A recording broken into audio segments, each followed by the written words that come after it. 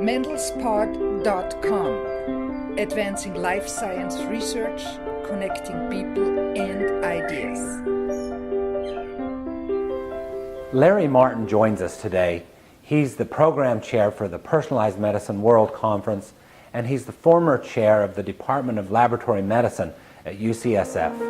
For more than a decade, Competitive Group has helped science-based companies build and execute innovative marketing campaigns. They love science, they love marketing, they love the idea of combining the two to make great things happen for your marketing communications. Welcome to Mendel's Pod. Thank you very much. So I've wanted to have you on for some time. You're the program chair for Personalized Medicine World Conference, which is a pretty big deal here in the Bay Area every January. You're now doing what you want with your time, helping advance the industry. And there's one strong theme throughout your career, that of personalized medicine. So you've told me that many of the themes that we see today you saw 30 years ago beginning to emerge at UCSF. So I'd like to just take a look at the journey of personalized medicine and see how it intertwined with your own journey. Sure. So when did you hear first hear the term personalized medicine? Oh, I didn't hear it until a little more recently than 30 some odd years ago, because I don't think anybody really thought of it as a unique approach. I think the concept was that everybody was trying to gather the best information available to take care of any individual patient. We didn't have the tools that we had then, but certainly the philosophy was there. Mm-hmm. So that's really where we've advanced, is in the tool space. I believe that's true, and of course there's a new generation of people who didn't live in the past and think that they've invented this concept. So, and since they do have the tools, they have the skills, and they're making significant advances, it's a good thing, you know. So you were chair at the Department of Laboratory Medicine. Correct. At UCSF. That is correct. And so what were you working on back then?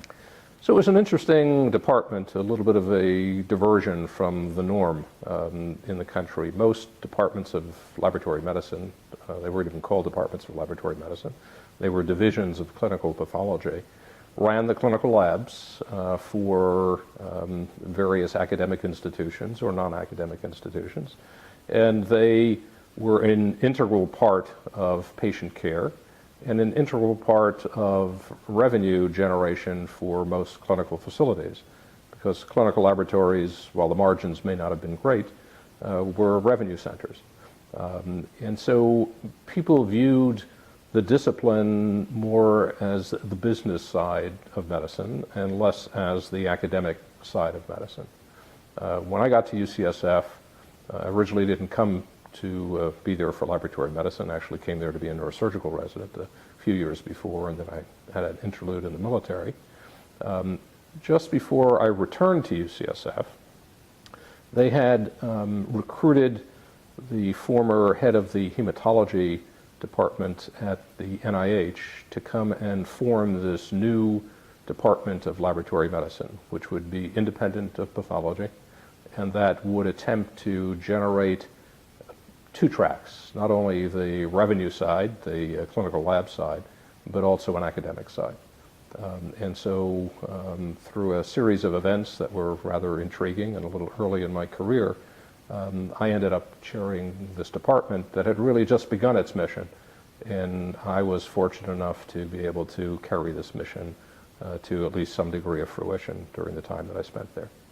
So what were you able to do there that that wasn't being done in other places?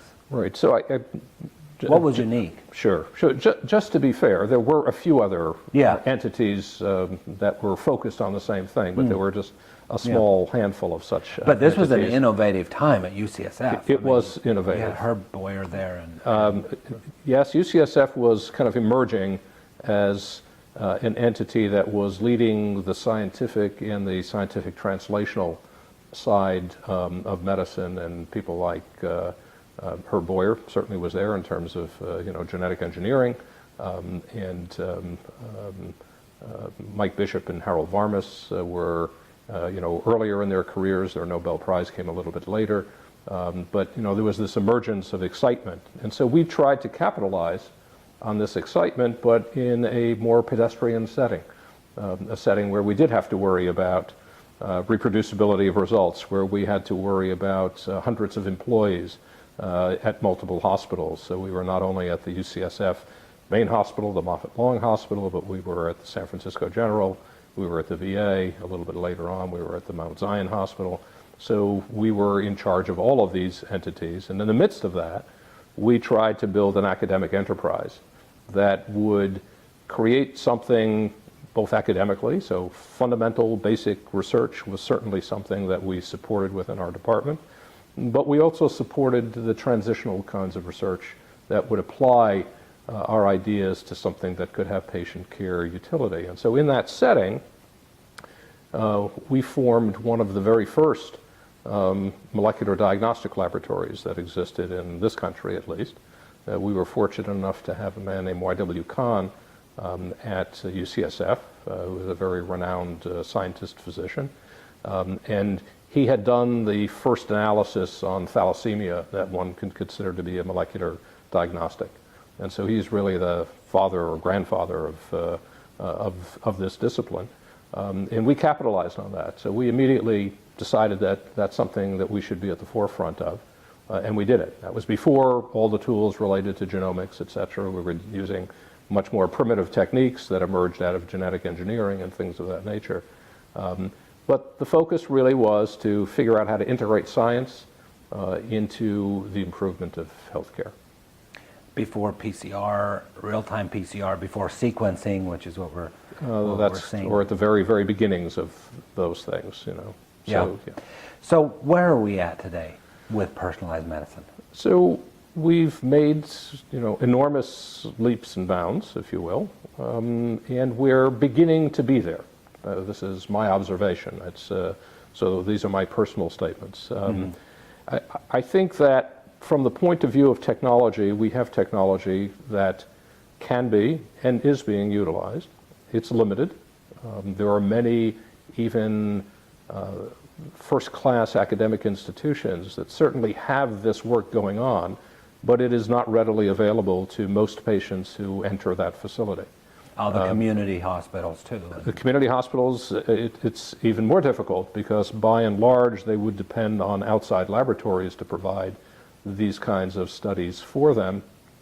Even at cutting-edge institutions now, while these technologies are certainly available and patients are being studied on a regular basis, it's not available for all patients who enter the hospital. Rightly so. Obviously, there are a number of disease entities where this doesn't really relate yet. It may in the future. But even for those where it does relate, so for instance in oncology, emerging more in cardiology, neurodegenerative disease, et cetera, it really is fundamentally available for people who are part of a unique study or an approach or something that takes them out of the norm.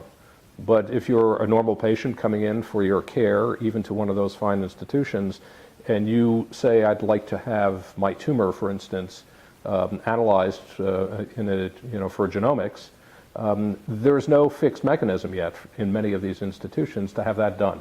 It can seem kind of random, really. By chance almost. I'll give an example. One of the fine institutions in our area here, unfortunately a friend of mine has a relative who went in for surgery, understands a little bit about the genomic world and wanted to have the tumor, once excised, analyzed for genomics. And it was done, but there was no norm to it. There was no form to fill out. There was no one person to talk to. Basically, it had to be arranged. And did the patient ask for it themselves? So the patient did, but only because the relative of this patient kind of encouraged it and knew about it. Right, exactly. So it's happening, and I'm aware of a variety of institutions, both academic and non-academic, that are now building this enterprise, trying to figure out how to include this into patient care when it's appropriate and relevant, and that's part of what we need to understand. We get very excited about the outcomes of this, but it's not relevant for every patient in every setting. So what's holding it back from? So logistics. I mean, it's not so simple to just do this. First of all, many institutions, even if they have it available, it's available in their research laboratories or for their studies or trials. If now all of a sudden you told them or asked them, you can't tell anybody, but if you asked them to, we're going to have another 400 samples a month that you're going to be running, they're not prepared for that. That's not the equipment they have in their lab. It's not the people they've hired in their lab. They're not looking at it from a clinical lab point of view. There are exceptions to this, but in many places, that's the case. So you need an exception to do it. It's kind of like, to use the analogy in the therapeutics world, if you had a patient who could benefit from some drug that's on study from a pharmaceutical company, and you would like to give that drug, you need some sort of a dispensation to allow it to be used for compassionate use outside of the normal studies that are being done. That can be done, and it is done, but it's not a simple, why don't I do that tomorrow, it's happening.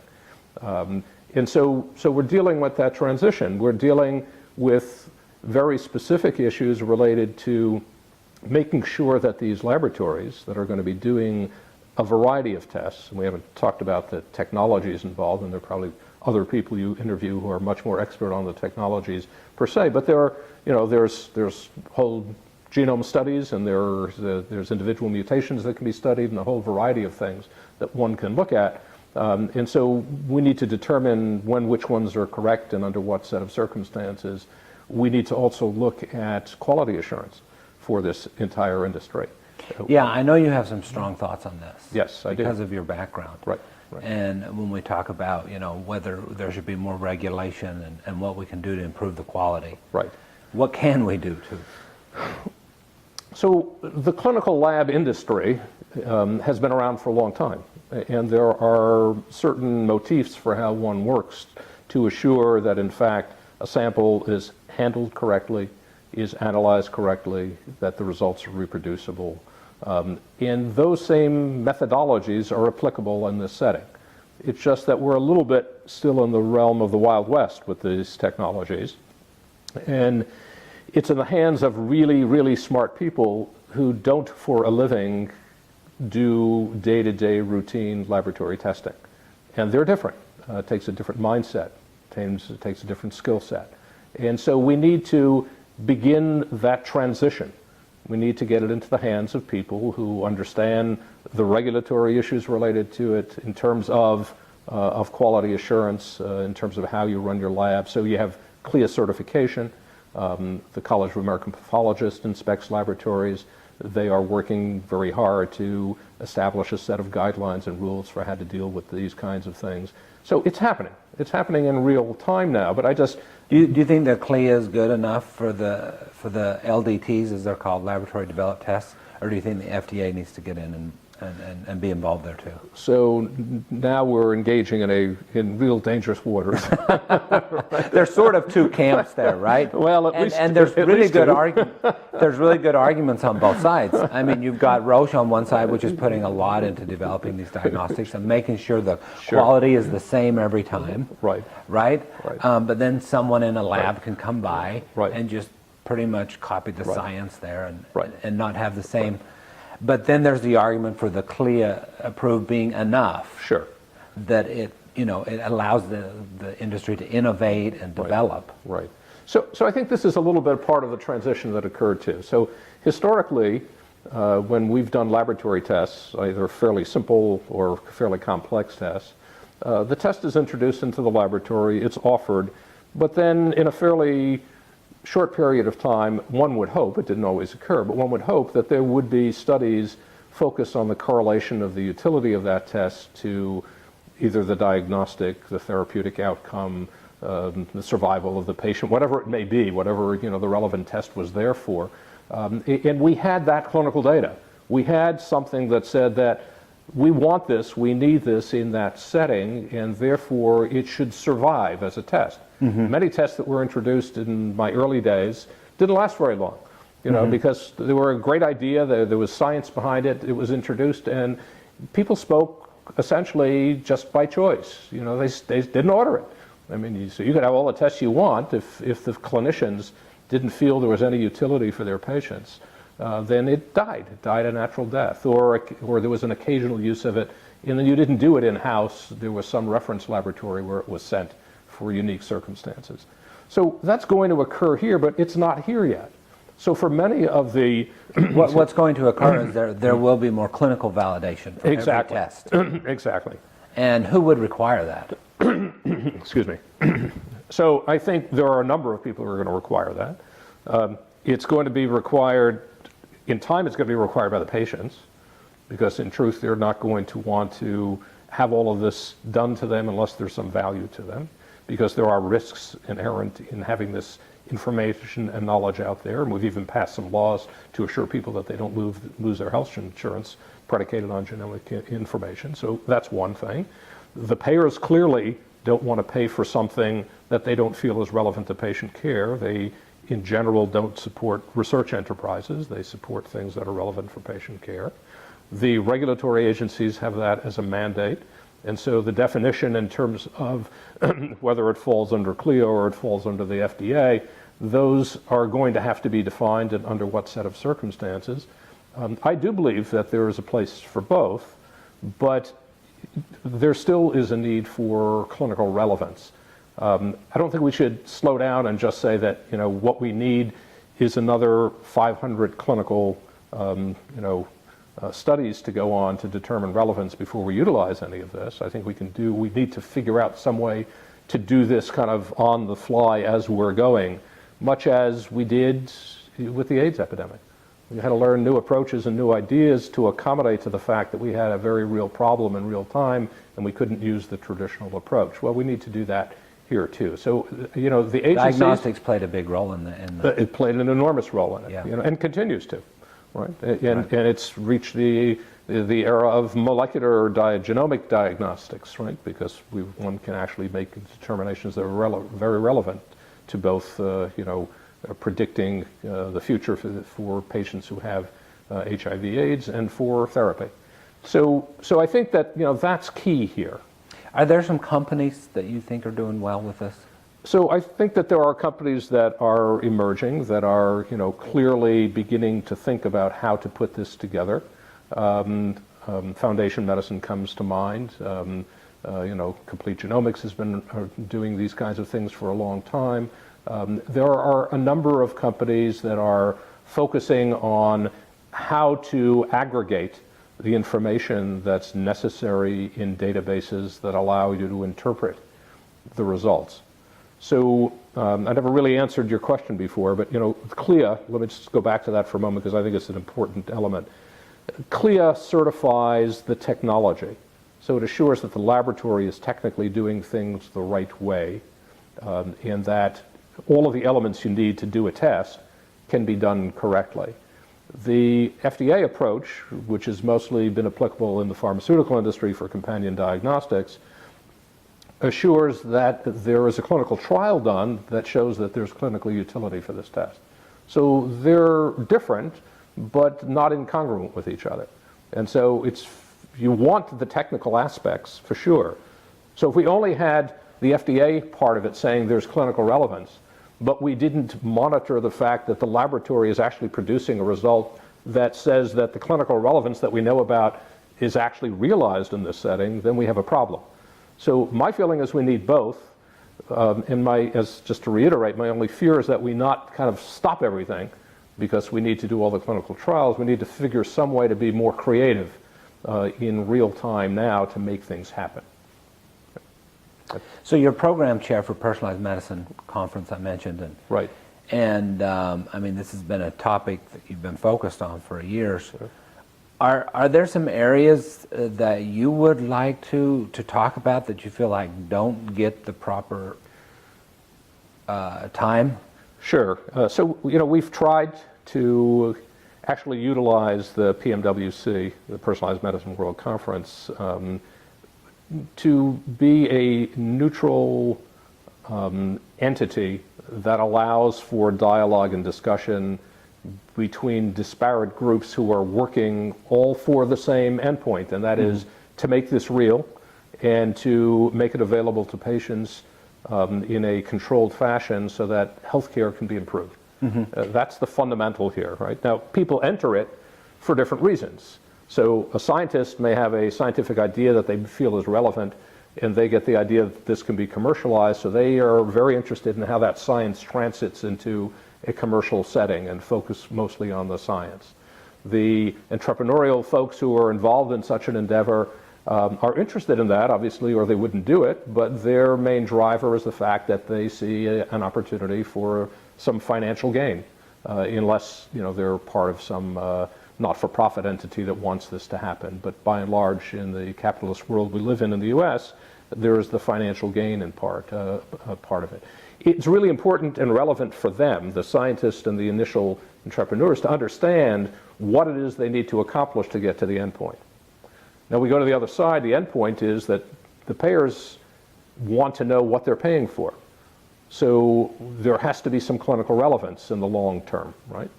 The bigger companies that are going to get involved in this will only get involved if it's relevant to improving the way they do their business. So companion diagnostics and in the pharmaceutical industry has become an emerging enterprise that is almost a necessity now for many new emerging drugs. The regulatory agency sits in the middle of this. They need to make sure their task, in theory, is to protect us as potential patients. So they need to make sure that it's all done in a fashion that ends up with the right product that the payers would then be interested in paying for, in our system.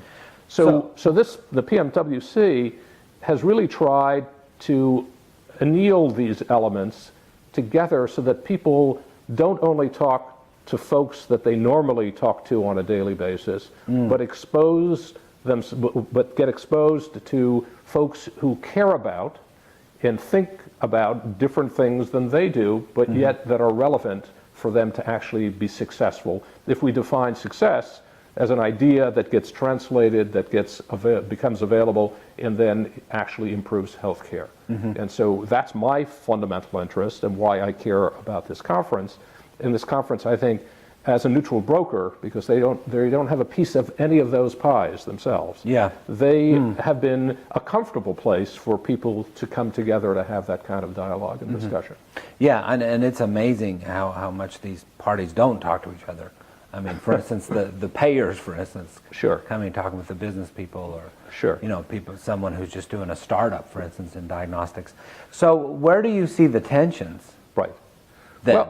I mean, you've set up the structure here. Sure. And I know they can change over the years. And I know each year you have sort of a different theme based on that. Right.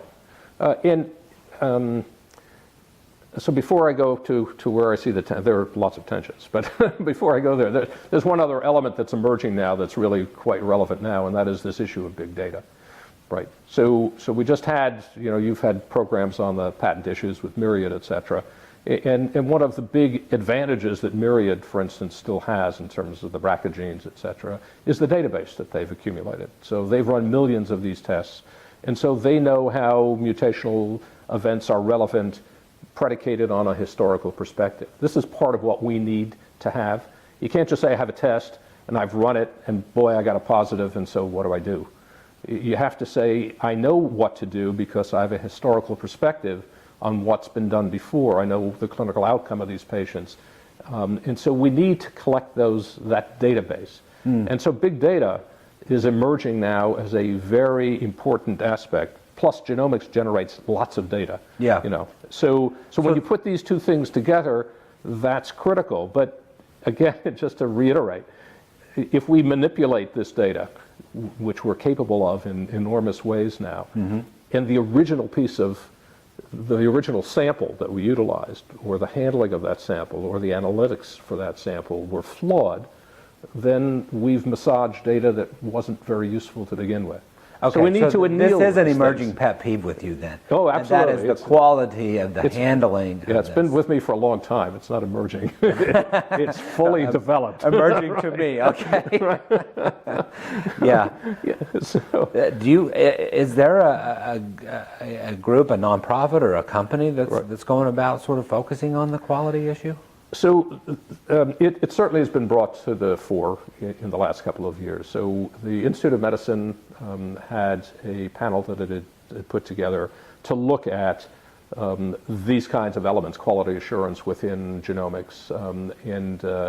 In fact, last year at the PMWC, the chair of that panel spoke. And they identified some real weak links, some things that people need to pay attention to. Which are? Mostly having to do with quality assurance. It has to do with, there are several papers that have been published now about, sampling multiple parts of a tumor. So I'm going to focus on oncology because I know more about that than elsewhere, but I'm sure it's relevant in other disease entities. But if you biopsy a tumor and you predicate everything you're going to do for that patient on a single biopsy of one region of that tumor, we don't know that that's correct. We know that tumors are very heterogeneous. So we need to understand sampling. Then once you have the appropriate cadre of samples, you need to make sure that the CLIA part of it is in play, because otherwise, how do I know that the day my samples were run, the machine wasn't quite working right? And so I didn't quite get the right result, but nevertheless, that's what's in my record, and that's what everybody's going to predicate my future on if they're using this to determine my therapeutic. We know that it's some very sophisticated stuff. Oh, absolutely. And the quality just has to be there with it. Exactly. And so we need mechanisms in play to assure this on an ongoing basis so that we can have confidence. I mean, we can talk about it in the abstract. Yeah. And it's great. But when it's me or my family or somebody I know closely who's sick and I'm dependent on it, I want a different level of confidence. Let's go specifically. There's been this last year, the whole prenatal diagnostics market has taken off. Sure. And they're using sequencing there. Right. Are you confident, from what you know, that the quality is good enough there? Sure. Because they're giving some important information. Right. And it leads to major life choices. Right.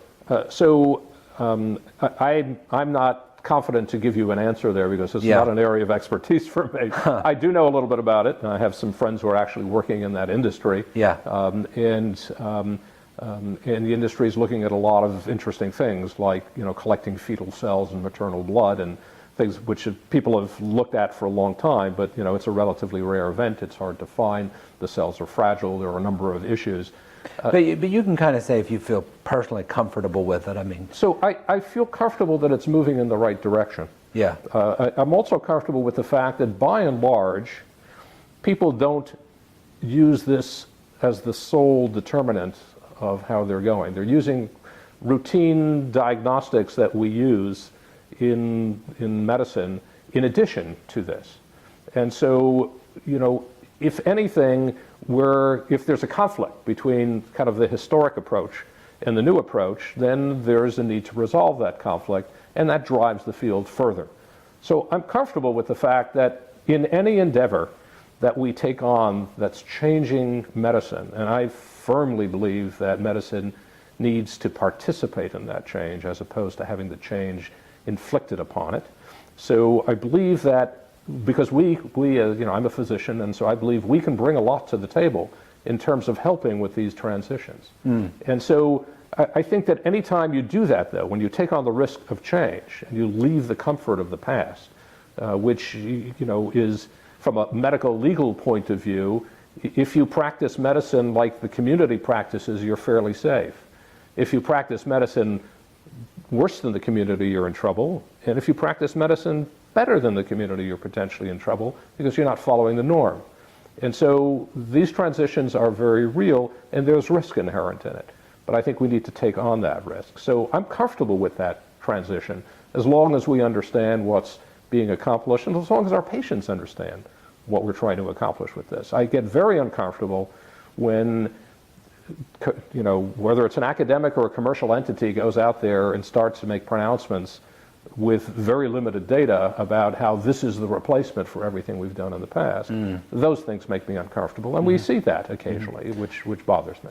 What's the best thing people in our industry, the life science industry, can do then to engage the medical community better and get them to take more risks? Right. So, there's an attempt now. Let me back up for a second. So, most physicians go into medicine because they want to practice medicine in the best fashion they possibly can. They actually care about it. They went into it for that reason. I mean, I know that there's all sorts of disincentives in terms of regulation about financing, and that's part of life, and I understand it. But by and large, physicians do care about what they do. So they really want to do the best they can by their patient. And so they want to participate in this. But the general practicing physician knows very little about genomics. They don't know exactly what it's for, when they can apply it, how they would get it available for their patients, how they would interpret the data, and then what to do about it once they have the report back. So we have to start with a physician education side of things in terms of saying, let's get the folks who produce, who give us most of our healthcare in this country on board. Let's start educating them. So that's one thing we need to do. I think with that, we will find that many of them would love to participate in evolving the knowledge base that's necessary to turn this into a reality. And there are, you know better than I, you've interviewed lots of folks who are focused on open access to fundamental science, open access to clinical trial data. It's going to become a reality of our lives. We're going to have mega sets of data so that we can do what I was alluding to earlier, and that is come to conclusions in fairly rapid periods of time. If we do confined studies with small numbers of patients, we're going to have lots of doubt. If we can actually put things together in a fashion that gives us access to significant amounts of data, then we can begin to look at things in a new way. And that's when all of these creative ideas about analyzing data, young faculty members whose only lab is public healthcare records, people like Atul Butte, who you've had on your program, who come at things from a totally different perspective and point of view and come up with significant findings in relatively short periods of time, and then try to apply that in a patient care population. So we need to think differently. I mean, you're aware of the fact that, you know, I work with another entity called Cancer Commons. Yeah. And Cancer Commons is started by a patient, and in that setting, he was able to find access to healthcare that took a very serious diagnosis and allowed him to beat it for many, many years. And he's disease-free at the present time.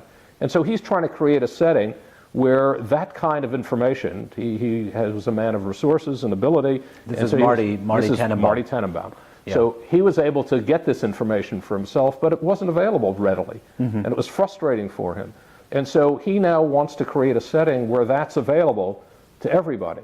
Yeah. So he's saying, I had to do all this on my own. I mean, you talked about, you know, earlier, sure, having to sort of chart your own course because there's no procedure for it yet. Right. And so he did that. He said it's very difficult to bring together this genomic data sure, and my patient data, right, and all the clinical trial studies. Right. And so he's trying to do this just on cancer with Cancer correct. Commons. That's correct. He's focusing on cancer, but the mechanism by which he's doing it will be applicable elsewhere as well. Sort of this using the internet, an online platform. So he's doing a number of things that are innovative and creative. One is that he's putting this data together, but he's vetting this data. So he has expert panels of individuals who in real time tell you, if you're a patient coming to this, that this is the best knowledge we have today. As opposed to just going to Google and getting lots of information, including this perhaps, but not knowing which is right and which is wrong. Okay, so it's one thing to get the data together. Right. It's another to say how good is the data. To make it legitimate, to make it real, to say, and also that it's not a review from 7 years ago. So it may have been in the best journal, but nobody's updated it in the last 7 years. It needs to be a living document that gives us the very best now, because if a patient's diagnosed tomorrow, they don't want to know that there's another review coming out in 2 years. That's not useful to them. Or there's a piece of science that's going to be published, but no one's going to reveal it to them because it's going to be a year, you know, for the review process and the publication process. So part of what Marty's trying to do is actually create a new journal so that, in fact, smaller elements of science and medicine can be published and attribution can be given to the authors in real time, which then can enlighten us in terms of whether or not there's a change in the way we should be thinking about things in real time. So it may not be instantaneous, but at least it can be a matter of a few months as opposed to a fairly long period of time. So this is one element. There are other people doing similar kinds of things or thinking about it with a slightly different twist. But fundamentally, this is emerging now. So there's a fundamental change that's taking place, which is allowing us to take this enormous technology that's evolved, all the data that's coming out of this technology, begin to think about it in different ways and begin to apply it in real time to patients as we're going forward.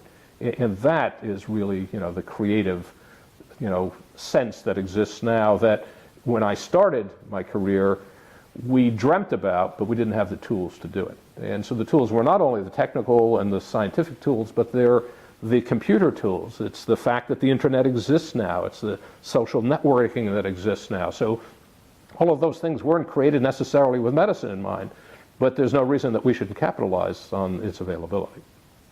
Larry Marton, former chair of the Department of Laboratory Medicine at UCSF and currently the program chair of the Personalized Medicine World Conference. Thank you for taking some time. My pleasure. For more than a decade, Competitive Group has helped science-based companies build and execute innovative marketing campaigns. They love science, they love marketing, they love the idea of combining the two to make great things happen for your marketing communications.